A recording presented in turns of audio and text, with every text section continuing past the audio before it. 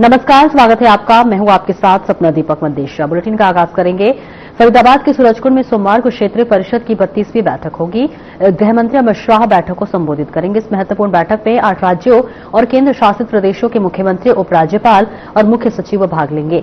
बैठक में हरियाणा, पंजाब, हिमाचल प्रदेश, राजस्थान, चंडीगढ़, दिल्ली, जम्मू कश्मीर और लद्दाख के प्रतिनिधि शामिल होंगे।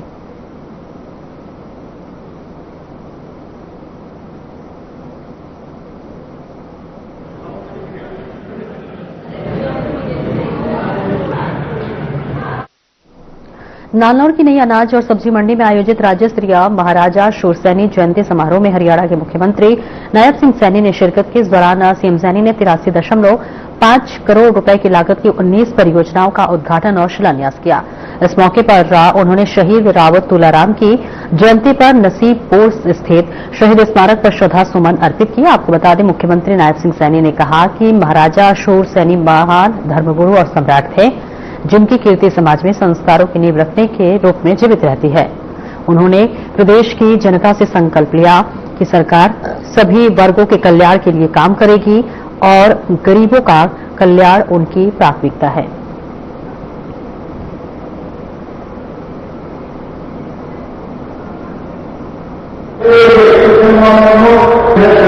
इतिहास, ये सिर्फ इतिहास में ही ये बात मिलती है, बल्कि महाभारत में भी शूरसैनी सैनियों की यश गाथा उसमें ये चलती है, गाई जाती है।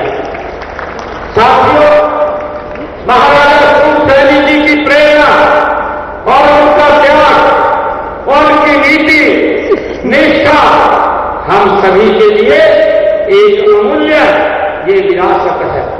साथियों, आज हम उनकी जयंती मनाकर केवल उन्हें याद नहीं कर रहे, बल्कि उनके आदर्शों को अपने जीवन, समाज और प्रदेश के शासन में उतारने का हम संकल्प दोहरा रहे हैं। साथियों, हम सब जानते हैं कि महाराजा शूरसैनी जी, जिन्होंने केवल राज्य ही नहीं चलाया, बल्कि समाज में संस्कार और स्वाभिमान की नींव भी उन्होंने मजबूत रखी है। साथियों, महाराजा शूरसैनी केवल एक राजा, केवल एक सत्ता का प्रतीक नहीं, बल्कि न्याय, नीति और धर्म का वो केंद्र भी रहे हैं। साथियों, महाराजा शूरसैनी जी ने कहा है कि सच्चा राजा वह हो सकता है, वह नहीं जो युद्ध जीतता है। सच्चा राजा वह होता है जो जन जन जीतता है। सैनिक समाज के एक प्रमुख भूमिका रही है, बड़ा योगदान रहा है। आजाद हिंद फौज में स्वतंत्रता सेनानी सरदार महेंद्र सिंह, सरदार अजय सिंह तथा हरि सिंह जैसे स्वतंत्रता सेनानी वो इसी समाज से ही किए हुए हैं। साथियों, मुझे खुशी है कि हरियाणा सरकार लगातार आदरणीय नरेंद्र मोदी जी के नेतृत्व में हरियाणा प्रदेश को गति से आगे बढ़ाने का काम वो कर रही है। हमारे महापुरुषों को राज्य स्तर के ऊपर उनको याद किया जाए, उनको मनाया जाए। हमने हरियाणा में संत महापुरुष विचार, सम्मान एवं प्रसाद योजना के माध्यम से हम उनको याद करते हैं। साथियों, महापुरुषों द्वारा दिखाए गए मार्ग पर चलते हुए हम हरियाणवी की भावना से सभी वर्गों के कल्याण एवं उत्थान के लिए निरंतर हमारी सरकार काम कर रही है। सड़क का निर्माण की बात कही है, ये दोनों के दोनों कार्य ये पूरे कराए जाएंगे। और विधायक जी ने कहा है कि ग्राम नागलकांठा, चिंदालिया, दोहर कला, अमरपुर, गौरासी में स्प्रिंकलर प्रणाली के माध्यम से सिंचाई सुविधा प्रदान की जाए और उसके लिए नहर जल का भंडारण किया जाए, उस टैंक का निर्माण किया जाए इस कार्य को भी किया जाएगा, इसकी भी मैं घोषणा करता हूं। करनाल शहर में इन्होंने हुडा सेक्टर और आसपास के क्षेत्रों के आवासीय क्षेत्रों में वर्टिकल जल निकासी परियोजना के माध्यम से जल बढ़ाव क्षेत्र की भूमि के बारे में कहा है, इसका भी विकास किया जाएगा जो आदरणीय विधायक जी ने कहा है। और इसके ऊपर लगभग जो जितना पैसा खर्च होगा वो पैसा खर्च किया जाएगा। जो नारनौल की डिस्ट्रीब्यूटरी और रिमोल्डिंग है उस पे 10 करोड़ रुपए लगेंगे। Neelkanth colony, RK Puram colony, Ganesh colony, Ramnagar colony, Hiranagar और NPCC colony, Saraswati colony, employ colony extension, Dayanagar extension colony, Amrit Dhara colony, Ramkaran Das extension colony और रघुनाथ कॉलोनी को अप्रूव किया जाएगा। जो विधायक जी ने मांग रखी है कि इन 13 कॉलोनियों को अप्रूव शीघ्र किया जाएगा। और मैं नारनौल क्षेत्र के लिए जो खेत खलिहान के रास्ते हैं उनके खेत खलिहान के रास्तों के लिए 25 किलोमीटर के रास्ते बनाए जाएंगे, उसको पक्का किया जाएगा, इसकी भी मैं घोषणा करता हूं।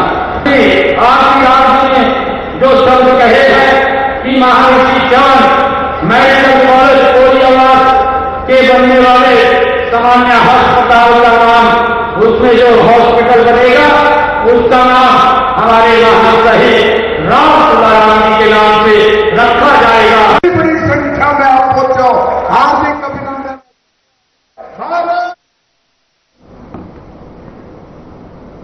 और आगे बढ़ेंगे। हरियाणा के ऊर्जा परिवहन एवं श्रम मंत्री अनिल विज ने अंबाला छावनी जीटी रोड पर शहीद स्मारक का निरीक्षण किया और इस दौरान आपको बता दें कि मंत्री ने विभागीय अधिकारियों और निर्माण एजेंसी स्टाफ से जानकारी ली। उन्होंने ऑडियो और वीडियो प्रेजेंटेशन देखी और इसके साथ ही गैलरी में ऊर्जा मंत्री अनिल विज ने 1857 की लड़ाई पर आधारित 360 डिग्री व्यू की वीडियो भी देखी और दिशा निर्देश दिए। उन्होंने अधिकारियों को जल्द से जल्द निर्माण कार्य को पूरा करने के लिए दिशा निर्देश भी दिए।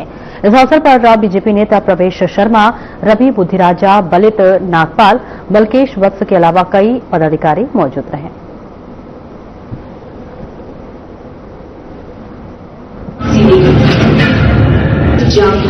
इतना अट्रैक्टिव है कि आदमी वहां से हिलना ही नहीं चाहता।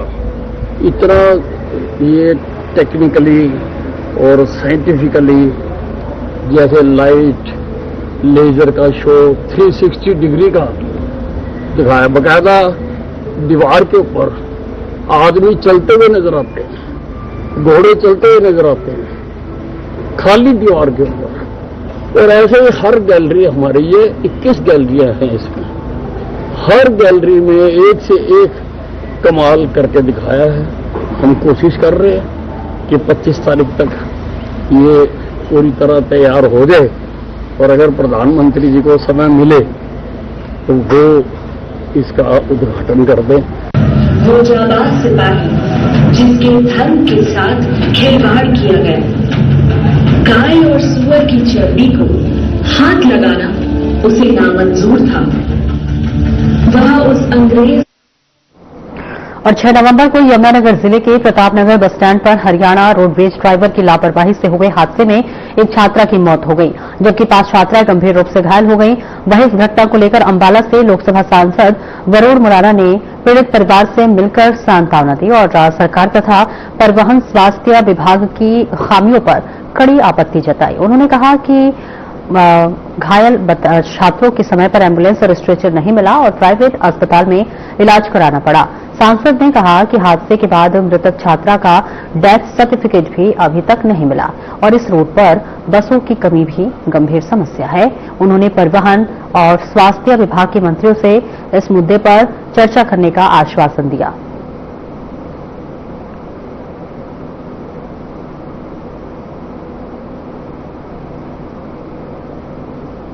एक बस हादसा हुआ था प्रतापनगर में, उसको लेके जो एक बच्ची हमारी कुटीपुर से पूरी हो गई थी, वहां मैं जाके आया, उस परिवार का दुख बांट के आए। और 2 बच्चियां जिनका ज्यादा चोट है, एक खिजराबाद में और एक बहादुरपुर में। उन दोनों बेटियों को मैं अभी मिल के आया। जिन बच्चियों को मैं मिल के आ रहा हूं, उन्होंने अपनी आप बीती सुनाई कि जब एक्सीडेंट हो गया कोई एम्बुलेंस नहीं पहुंची। एम्बुलेंस तो आनी चाहिए, बस स्टैंड की बात है, कहीं किसी ऐसी जगह पे वो नहीं थे कि जी वहां पे एम्बुलेंस नहीं आ सकती थी, कोई एम्बुलेंस नहीं पहुंची। खुद कोई मोटरसाइकिल पे बच्चा गया है, कोई किसी की गाड़ी में गया, एम्बुलेंस नहीं आई। जब सरकारी अस्पताल में पहुंचते हैं, वहां पर कहते हैं जी स्ट्रेचर भी टूटा हुआ था।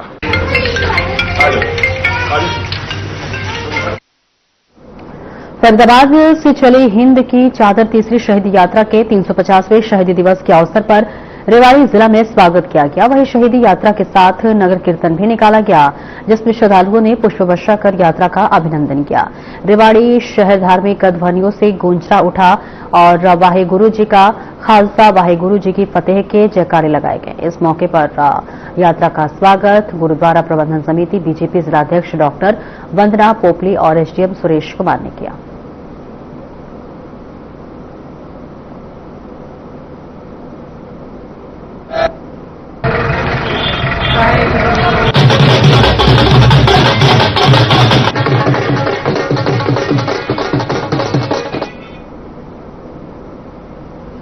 इंद्र पुलिस ने चोरी और छीना झपटी की बढ़ती वारदातों पर बड़ी कार्रवाई करते हुए 13 आरोपियों को गिरफ्तार करने में सफलता हासिल की है। आपको बता दें कि पुलिस ने इनके कब्जे से वारदातों में इस्तेमाल की गई 4 मोटरसाइकिलें, 1 चोरी की बाइक और 21,430 रुपए नकद बरामद किए हैं। डीएसपी गौतम ने प्रेस वार्ता में बताया कि गिरोह के कुछ सदस्य पुराने अपराधी हैं, जिन पर कई मुकदमे दर्ज हैं, जबकि कुछ पहली बार पुलिस गिरफ्त में आए हैं। मुख्य आरोपी योगेश निवासी नौरता पर चोरी, छीना झपटी के 9 और एक हत्या का मामला दर्ज है।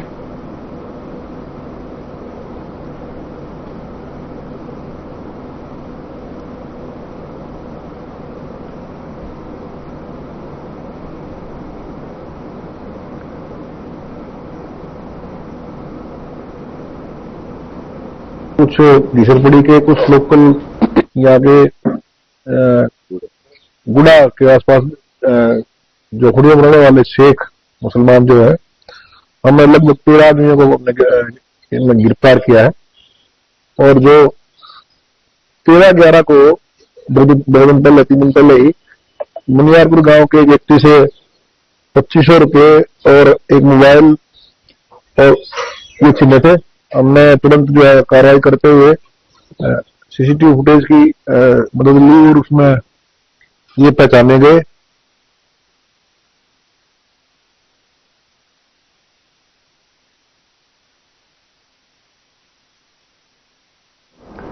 जाट समाज कल्याण समिति के संघर्ष के बाद होटल के बाबरी मोड़ का नाम बदलकर महाराजा सूरजमल चौक रख दिया गया है। इस अवसर पर जाट समाज के लोगों ने महाराजा सूरजमल चौक पर हवन यज्ञ और भंडारे का आयोजन किया, तो वहीं केंद्रीय मंत्री कृष्णपाल गुर्जर और पूर्व मंत्री हर्ष कुमार ने नारियल फोड़कर उद्घाटन किया और कहा कि महापुरुष किसी एक जाति के नहीं होते, वे सभी के होते हैं। उन्होंने यह भी आश्वासन दिया कि परशुराम चौक पर चल रहे विवाद को जल्द सुलझा लिया जाएगा और समाज ब्राह्मणों के साथ खड़ा है। इस अवसर पर चौक के नामकरण पर सभी समाज के लोगों ने खुशी जताई और सेवादारी ने परशुराम चौक का समर्थन किया।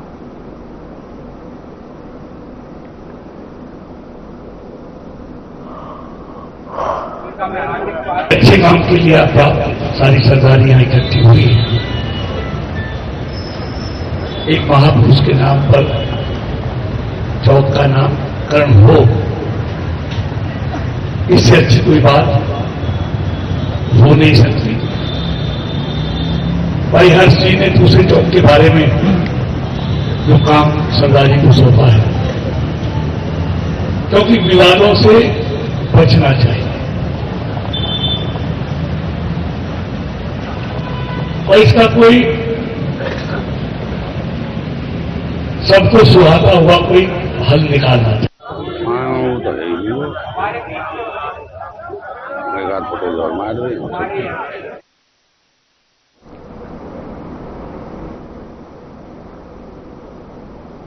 जुलाना की नई अनाज मंडी में नवनियुक्त चेयरमैन मनोज शर्मा और वाइस चेयरमैन परवीन कश्यप का शपथ ग्रहण समारोह आयोजित किया गया। समारोह में प्रदेश बीजेपी अध्यक्ष मोहनलाल बडोली ने मुख्य अतिथि के तौर पर शिरकत की। इस दौरान बडोली ने कहा कि बीजेपी की सरकार ने समाज के अंतिम पंक्ति के व्यक्ति की चिंता की है और तीसरी बार हरियाणा में सरकार बनाई है। उन्होंने बताया कि राज्य में 116 मार्केट कमेटियों के सभी चेयरमैन और वाइस चेयरमैन नियुक्त किए गए हैं और वही बडोली ने दोनों नेताओं को पदभार संभालने की शुभकामनाएं दी और बीजेपी के कार्यकर्ताओं को सम्मान मिलने की बात की।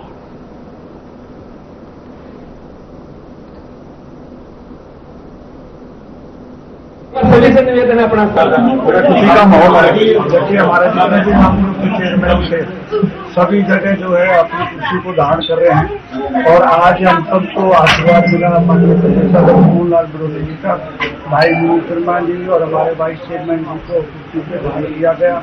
और एक बड़ा भव्य कार्यक्रम जिसमें आप देखेंगे सबसे अपनी प्रेरणा से सौ प्रेरणा से किसानों का बड़ा जमावड़ा है। मार्केटिंग कमेटी के चेयरमैन, वाइस चेयरमैन और मेंबर का शपथ ग्रहण और पद ग्रहण समारोह, जिसको लेकर के आज जुलाना के अंदर मनोज शर्मा मीनू भाई चेयरमैन के पद पर नियुक्त हुए और परवीन कश्यप, परवीन कुमार वाइस चेयरमैन, दोनों को आज के मुख्य अतिथि प्रदेश अध्यक्ष भाजपा श्री मोहनलाल बडोली जी आए और उन्होंने सभी को संबोधित किया। साथ के साथ दोनों वाइस चेयरमैन और वाइस चेयरमैन को उनकी कुर्सी पर बिठा करके उनको अपना शुभ आशीर्वाद दिया। हरियाणा की यशस्वी मुख्यमंत्री आदरणीय नायब सिंह सैनी जी का और प्रदेश के अध्यक्ष आदरणीय मोहनलाल बडोली जी का, कैप्टन योगेश बैरागी जी का और तजेंद्र टोम जी का बहुत बहुत धन्यवाद करता हूँ। जिन्होंने छोटे से कार्यकर्ता को मार्केट कमेटी का चेयरमैन नियुक्त होने पर मुझ पर ये विश्वास जताया है। ये मार्केट कमेटी जुलाना का तो चेयरमैन और वाइस चेयरमैन की जिम्मेवारी ऐसे भारतीय जनता पार्टी के कार्यकर्ताओं को मिली है और ये कई पीढ़ियों के बलिदान के बाद ये हरियाणा में तीसरी बार भारतीय जनता पार्टी की सरकार।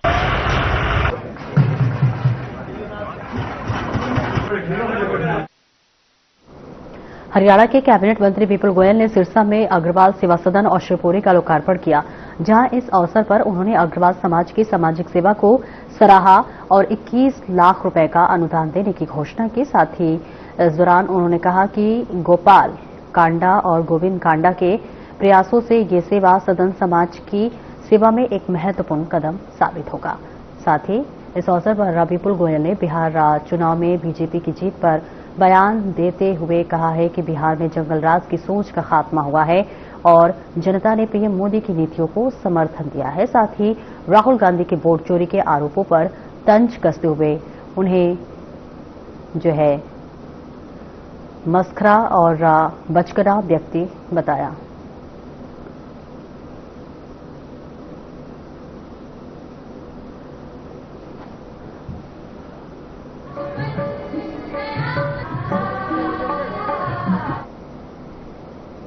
आगे बढ़ेंगे जहां पर अंबाला से सांसद वरुण मुलाना ने यमुनानगर में कई कार्यक्रमों में हिस्सा लिया। कई मुद्दों को लेकर सरकार पर निशाना साधा। उन्होंने कहा कि हरियाणा सरकार लाडो लक्ष्मी योजना को लागू कर अब पीछे हट रही है। अब वे 2 किस्तों में महिलाओं के खाते में पैसे डालने की बात कर रहे हैं। उन्होंने सरकार से सवाल पूछते हुए कहा कि बीजेपी के घोषणा पत्र में तब तो ऐसी कोई शर्तें नहीं थी। इसके साथ ही उन्होंने कई मुद्दों को लेकर सरकार से सवाल भी किया।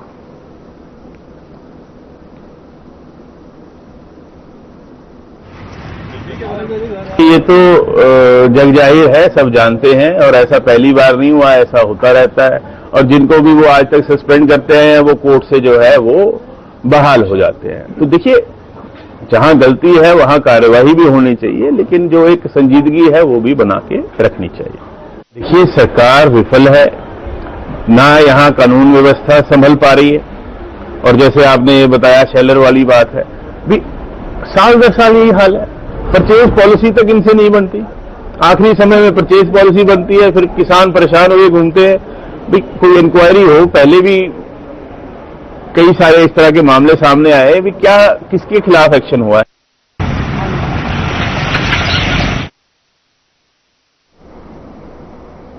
और आगे बढ़ेंगे हरियाणा के रेवाड़ी जिले के धारूहेड़ा स्थित संतोष कॉलोनी में उस समय हड़कंप मच गया जब एक दूध कमरे में पति पत्नी का फंदे से लटका शव मिला।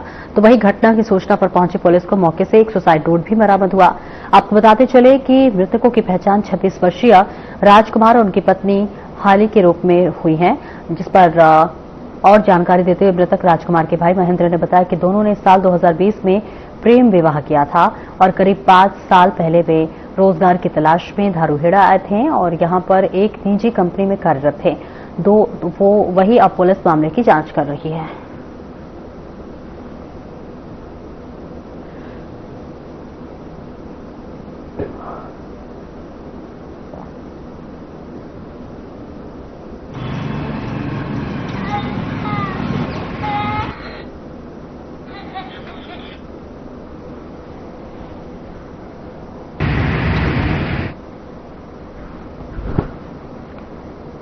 और दिल्ली ब्लास्ट में इस्तेमाल की गई i-20 कार का एक और सीसीटीवी फुटेज सामने आया है, जिसमें उस कार को अल-फलाह यूनिवर्सिटी के कैंपस में देखी गई है। सीसीटीवी फुटेज 30 अक्टूबर का बताया जा रहा है।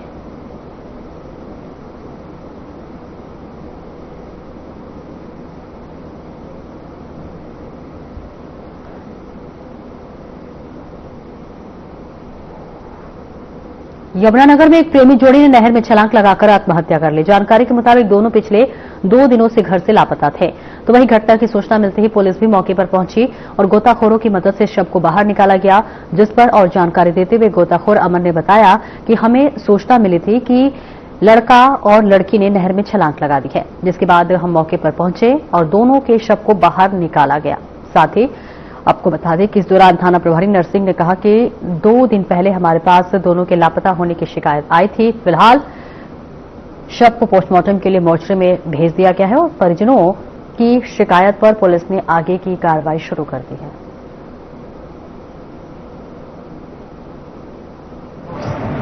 हमें परसों शाम को सूचना मिली थी कि एक लड़का और लड़की जो है कि गायब हो रहे हैं और उनकी मोटरसाइकिल मिली थी।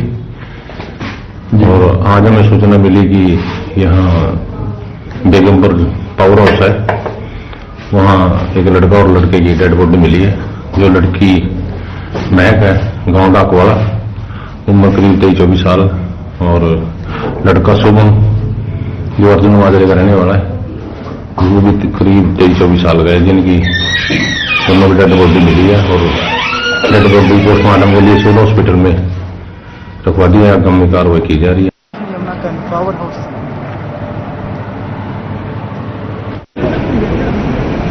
हमारे यार देखो एक काम करेगा।